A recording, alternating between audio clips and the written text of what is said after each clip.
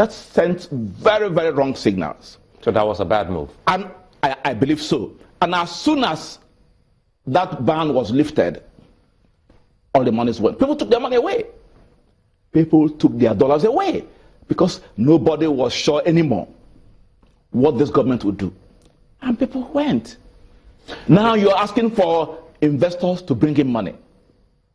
Just to hold your thought there, Malkwe has some questions for you from Abuja studios.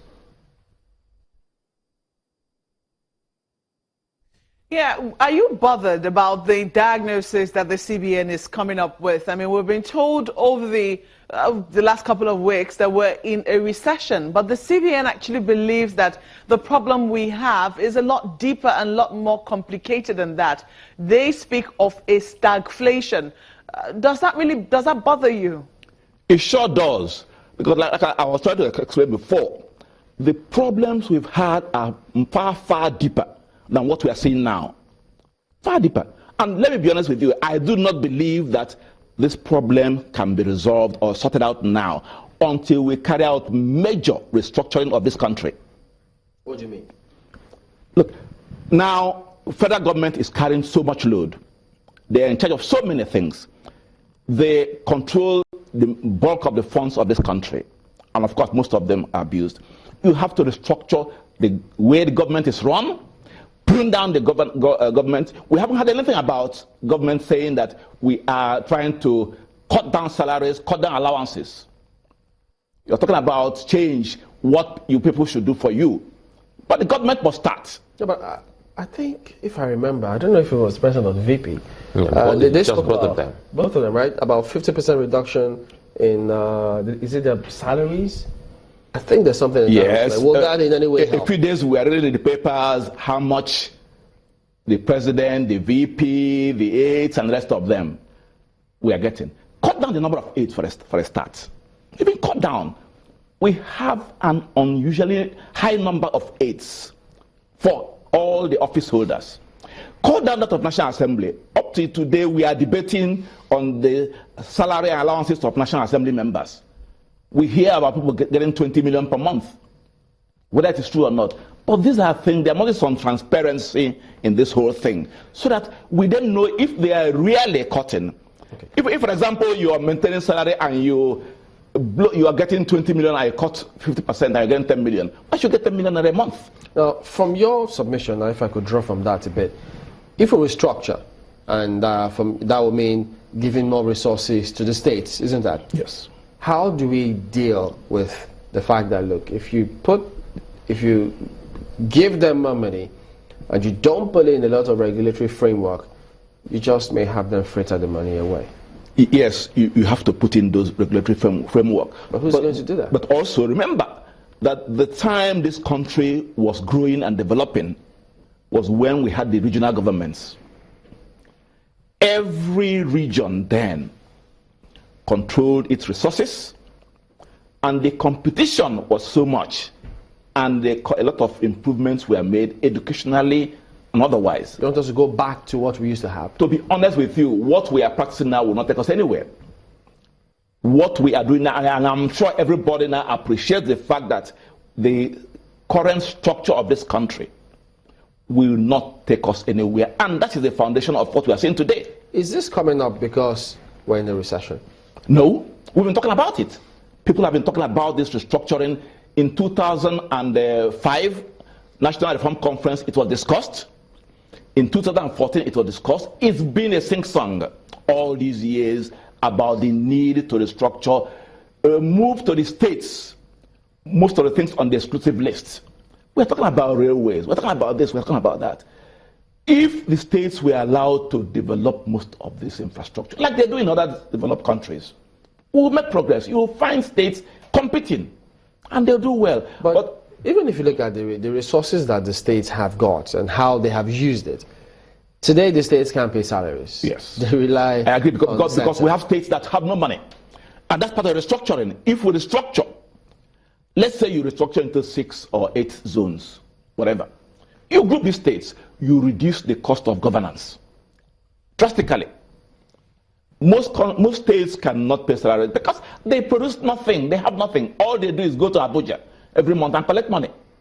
And then they squander the money. I was listening to your program 2 days ago, the interview with the Kogi. They cannot money they spend.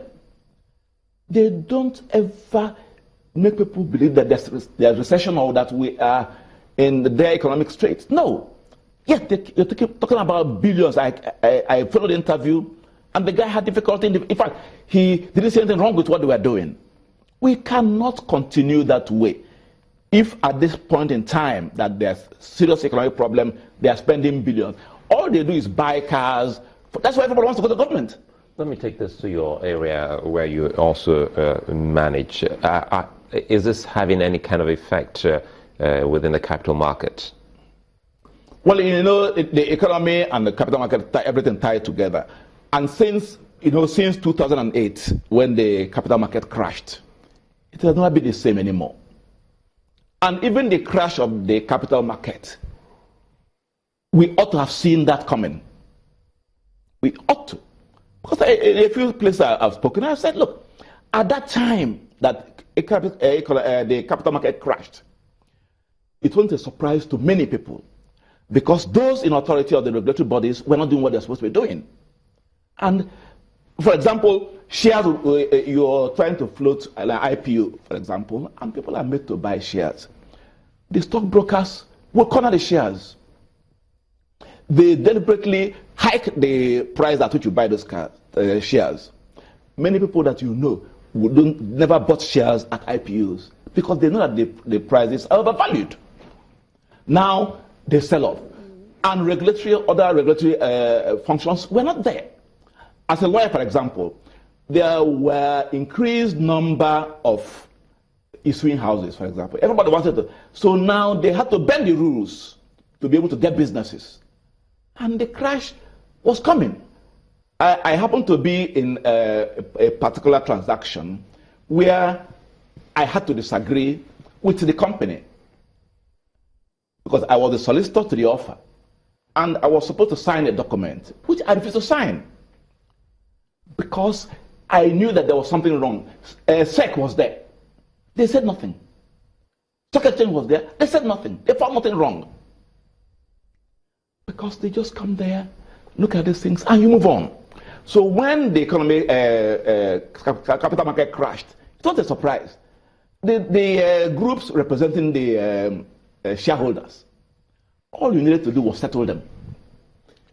Well, and then, part of the suggestions to get us out of this recession, I mean, all over the dailies, you see Senate, there are different people who are suggesting a sale of some of our national assets. Do you think this will help? Well, in the normal setting, yes.